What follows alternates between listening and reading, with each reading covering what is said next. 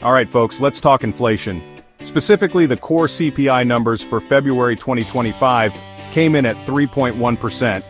Now before you start doing the wave with your gas bills, that's still higher than the Fed's target of 2%. So, are we finally seeing the inflation dragon start to breathe a little less fire? Well, hold your horses. 1 month is not a trend. We need to see sustained declines in inflation to be sure we're out of the woods. This slight easing of inflationary pressure could give the Federal Reserve some breathing room. Fed has been aggressively raising interest rates from March 2022 till July 2023, and then holding repo rates at 5.50% for a year to try and cool down the economy and bring inflation under control. As a central bank, the Fed can only influence the demand side of the economy through adjustment of interest rates and money supply. When inflation rises substantially above the Fed's 2.0% target on a sustainable basis, the Fed has to reduce demand so that it can match with the constrained supply capacity and bring inflation down, and vice versa. But with the economy already showing signs of slowing, the Fed is walking a tightrope. Fed virtually panicked after the first half of 2024 when the U.S. unemployment rate surged over 4.0% for consecutive 3 months. Fed cut rates by a whopping 100 BPS cumulatively from September to December 2024. Fed has to balance its dual mandate of minimum price stability and maximum employment. Thus, Fed can't afford to maintain unusually higher or lower borrowing costs for too long. It has to return to neutral interest rates at the earliest to maintain the Goldilocks nature of the U.S. economy. Now let's talk about the elephant in the room, or should I say the tariff on the cargo ship, Trump's trade war. Remember those tariffs he slapped on Chinese goods in early February 2024? Yeah, those haven't fully shown up in the inflation data yet. It's like ordering a spicy burrito and not feeling the burn until the next morning. You know it's coming and it's probably not going to be pretty. Economists warn that those tariffs will eventually make their way into consumer prices. It's just a matter of time. One of the primary reasons behind post-COVID higher inflation was Trump tariffs 1.0 on various Chinese consumer and industrial goods, which was also extended by the Biden admin. Businesses have been absorbing some of the increased costs, but they can't do that forever. So, while we might be seeing some respite from inflation now, the impact of those tariffs could come back to bite us in the wallet. This potential inflationary pressure from tariffs adds another layer of complexity to the Fed's decision-making process. Fed needs to factor in not just the current inflation data, but also the potential impact of future price hikes due to tariffs and other Trump policies like immigration, deportation, and deregulation. Both sides of the Fed's dual mandate may be affected due to Trump policy uncertainty. It's like trying to play chess while riding a unicycle on a tightrope. Tariff man Trump's uncertain and bellicose policies may push the U.S. economy towards stagflation or even all-out recession-like conditions, and in that scenario, the Fed's soft landing narrative may be in jeopardy. We have to be prepared for a hard or crash landing of the U.S. and even global economy with seatbelt tightening. Trump is trying to cut federal spending through huge curtailment of various federal departments, mass layoffs, and even selling federal office spaces to private organizations. Trump and his billionaire advisor Musk believe that lower federal spending will result in lower federal borrowings and lower U.S. bond yields, which will eventually bring down inflation. Although this narrative may be partially true, too much lower borrowing costs may again ignite higher demand and higher inflation. Trump has to increase the supply capacity of the U.S. economy through higher domestic production. For that, Trump also has to create modern and efficient industrial and logistical infra like China. And until Trump can do that, the U.S. has to depend on cheaper imports for price stability. But Trump's draconian tariff policies may cause higher imported inflation if implemented at face value. Creating compatible industrial and logistical infra like China will take substantial time. It can't be possible overnight, and even in 4-5 years. Trump and his successors have to substantially increase infra spending to catch up with mighty China. Tariff man. Trump can't simply replace cheaper imported goods with costlier U.S. goods through tariffs threat. Chinese or any other exporters will not pay any export tax to the U.S. It's the U.S. importers and eventually consumers who will have to bear Trump tariffs. So what are the Fed's plans for tackling this inflation beast and not allowing the unemployment rate to surge above the 4.5% red line? Well, they're meeting on March 18th and 19th, and expectations are that they'll hold interest rates steady for now. They've already cut rates significantly in late 2024, and now want to see how those rate cuts are impacting the economy before making any further moves. Fed has to also figure out Trump's implemented policies and their likely impact on its dual mandate of minimum price stability and maximum employment. Their target for core CPI inflation is 2.3%, and they want to get there by mid to late 2026. In reality, the Fed's 2% core inflation is the average of 1.5% core PCE inflation and 2.3% core CPI inflation. Fed also has to bring down rates gradually to ensure no unwanted pickup in core inflation and unemployment rates.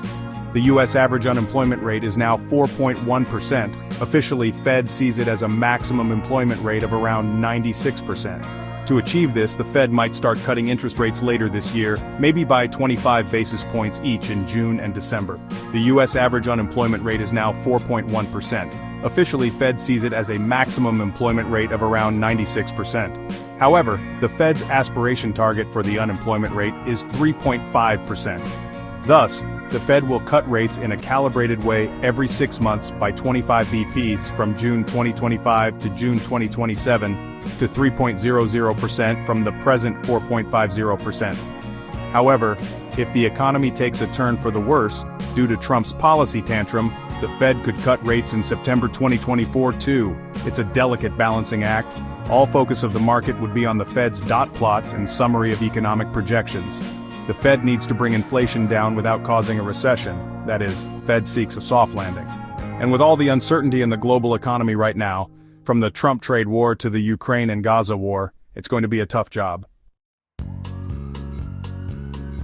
Still elevated shelter inflation shows that for many Americans, the cost of keeping a roof over their heads is still a major source of financial strain. And with interest rates still relatively high, getting on the property ladder is becoming increasingly difficult for many, especially first-time buyers. The U.S. has to create much more affordable homes in public, private, and also PPP mode like in China, so that increasing demand amid increasing population may catch up with increasing supply and bring down prices. It's a supply-side issue that requires fiscal intervention, and monetary interventions will have a temporary band-aid effect. But so far, Trump has no concrete plan. Moreover, his bellicose tariff threats of 250% on Canadian lumber will increase the cost of U.S. homes substantially. Similarly, Trump's auto and metal tariffs are set to increase the cost of U.S. cars substantially, which will inevitably affect the affordability of U.S. consumers and revenue and profitability of U.S. automobile companies. Now even Musk's Tesla is objecting to Trump's auto and metals tariffs narratives to make America great again. The Fed will be keeping a close eye on all these Trump policy uncertainties in the coming months. Now let's talk about how all this economic uncertainty is making consumers feel not great, Bob. The University of Michigan's Consumer Sentiment Index fell to 57.9 in March, the lowest since November 2022. That's like finding out your favorite ice cream flavor has been discontinued. A real downer. Consumers are worried about the rising cost of living, the potential for a recession, and the general state of the world. And when consumers are worried, they tend to cut back on spending, which can further slow economic growth. It's a vicious cycle. This decline in consumer sentiment is a warning sign for the economy. If consumers lose confidence, it could lead to a self-fulfilling prophecy, with reduced spending leading to slower growth, job losses, and even a recession. Buckle up, folks, it's going to be a bumpy ride. Market jitters, trade wars, higher inflation, higher unemployment, and a looming stagflation, or even an all-out recession. The U.S. stock market was already gyrating in a bubble zone even before the November 2024 election, amid hopes of Trump's trifecta, moderately hawkish trade war, and dovish tax cut policy optimism, but now is substantially down and may fall even more on Trump's policy skepticism. It's like riding a roller coaster in the dark. You never know which way it's going to go next. The fear of a Trump session, a recession triggered by Trump's economic policies, is also weighing on market sentiment. Trump's bellicose tariffs, along with his unpredictable trade and foreign policies, have created a climate of uncertainty that's making businesses, investors, and even the Fed nervous. The markets are forward-looking, and right now they're not liking what they're seeing. The combination of high inflation, rising interest rates, trade tensions, and the potential for a recession is a recipe for volatility and uncertainty. The tariff tightrope Fed. Walking a fine line between maximum employment and minimum inflation. Fed has to balance. The tariffs imposed by the Trump administration are a double-edged sword. On the one hand, they're designed to protect American jobs and industries from foreign competition. On the other hand, they're driving up prices by encouraging inefficiencies, fueling inflation, and slowing economic growth. The longer these tariffs remain in place, the greater the risk to the U.S. economy. Businesses are already feeling the pinch of higher input costs, and consumers are starting to see those costs passed on in the form of higher prices. Many middle-class ordinary Americans simply can't afford costlier U.S. goods for daily needs. The U.S. is far behind in cost, scale, industrial automation, and other manufacturing efficiencies compared to China. The U.S. presently lacks compatible industrial infra to replace cheaper imported goods, and this has no option but to continue importing to fulfill demand. It's a bare necessity, not a fancy. The Fed's crystal ball. Predicting Trumpflation in a world of uncertainty. The Federal Reserve has a tough job at the best of times, but trying to predict inflation in the current economic climate is not easy. It may eventually lead to another costly policy mistake we have seen after COVID, when the Fed interpreted rising inflation as transitory and refrained from policy tightening. This time, there are so many factors at play. Global supply chain disruptions, the war in Ukraine, the never-ending trade war with China, and the potential for a recession, that it's impossible to say with any certainty what the future holds. The Fed will be relying on all the data at its disposal: inflation reports, employment figures, consumer confidence surveys, and various high-frequency indicators, to try and get a handle on where the economy is headed. However, to fight a highly probable U.S. stagflation, or even recession-like economic situation amid the Trump trade war tantrum, the Fed may first close QT by June 25, and also resume the rate cut cycle for 50 bps cumulative in 2025. Fed may provide a definitive plan to end the QT in its March 25 meeting, and close the same by June 25, and cut rates by 25 bps each in June and December 25. But if the concern of a Trump session intensifies further, and the employment situation deteriorates meaningfully, unemployment surges over 4.5%, the Fed may also cut another 25 bps in September 25. At the present run rate, and any potential impact of moderate Trump trade war after H1 SUI 25, the U.S. core inflation may dip towards 2.0% targets by mid to late 2026. If the Fed keeps higher real interest rates or restrictive rates for too long, it could result in a recession. But if they don't do enough to tame Trumpflation, it could spiral out of control. For the Fed, it's a high-stakes game between Trumpsession and Trumpflation, and the outcome is far from certain. Currently, Fed is engaged in both QT and rate cutting. Although QT, that is quantitative tightening, is opposite to QE, quantitative easing, and is causing monetary policy tightening, while rate cuts or policy loosening are effectively contra to each other, the Fed is trying to justify it as a part of dialing back of restrictive rates. In reality, QT, even in a tapering mode, is causing higher bond yields despite the Fed's 100 bps rate cuts in the last 6 months. However, to fight a highly probable U.S. stagflation or even recession-like economic situation amid the Trump trade war tantrum, the Fed may first close QT by June 25, and also resume the rate cut cycle for 50 bps cumulative in 2025. Fed may provide a definitive plan to end the QT in its March's 25 meeting, and close the same by June 25 and cut rates by 25 bps each in June and December 25. But if the concern of a Trump session intensifies further, and the employment situation deteriorates meaningfully, unemployment surges over 4.5%, the Fed may also cut another 25 bps in September 25.